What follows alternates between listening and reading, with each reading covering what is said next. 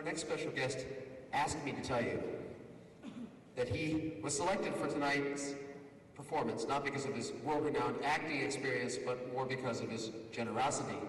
Lauren English, our narrator for tonight's performance, was the winner of the UNLV Public Television and Public Radio Electronic Silent Auction, the highest bidder winning the honor of appearing tonight here with the Boston Pops Esplanade Orchestra. The proceeds of the auction support UNLV's Performing Arts Center, KLUX Public Television, and KNPR Public Radio, all sponsors of tonight's performance. Won't you please join me in welcoming, along with his offspring, Lauren English.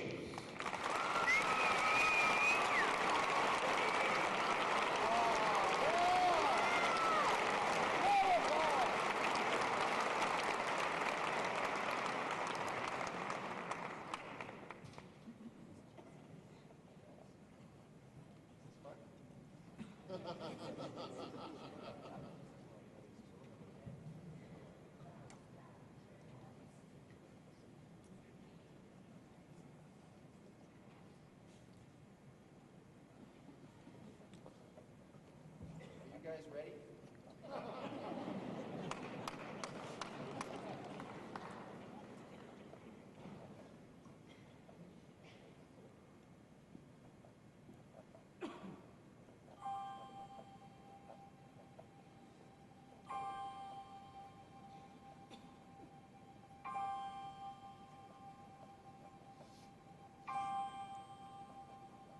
Twas the night before Christmas, when all through the house, not a creature was stirring, not even a mouse.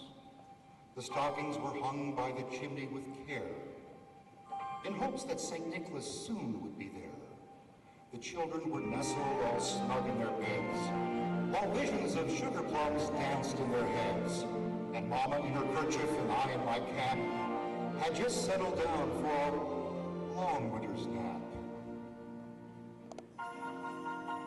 When out of the lawn there rose such a clatter, I sprang from my bed to see what was the matter. Away to the window I flew in a flash, tore open the shutter, threw up the sash. The moon on the breast of the new fallen snow gave a luster to midday, to the midnight's glow.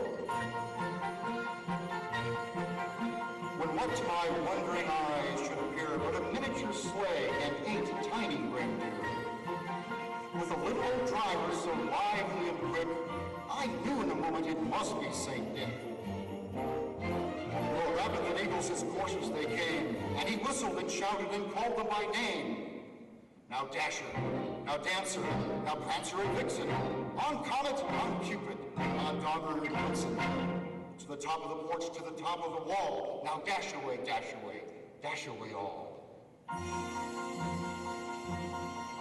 As dry leaves that before the wild hurricane fly, as they meet with an obstacle out to the sky. And up to the housetop the coursers they flew, with a sleigh full of toys and St. Nicholas too. And then in a twinkling I heard on the roof the prancing and pawing of each little hoof. As I drew in my head, I was turning around. Down the chimney St. Nicholas came with a bound. He was dressed all in fur from his head to his foot, and his clothes were all tarnished with ashes and soot.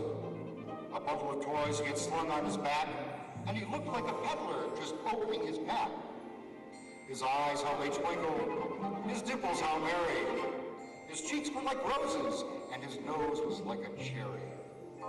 His droll little mouth was drawn up like a bow, and the beard on his chin was as white as the snow. The stump of a pipe he held tight in his teeth, and the smoke, it encircled his head like a wreath.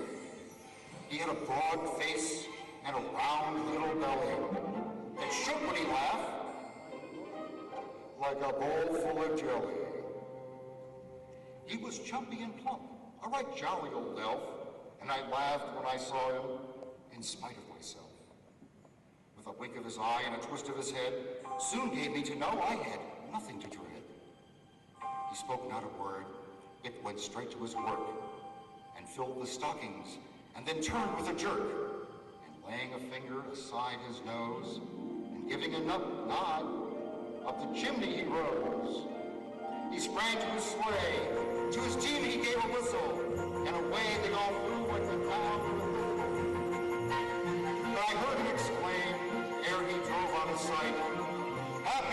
Christmas to all, and to all a good night.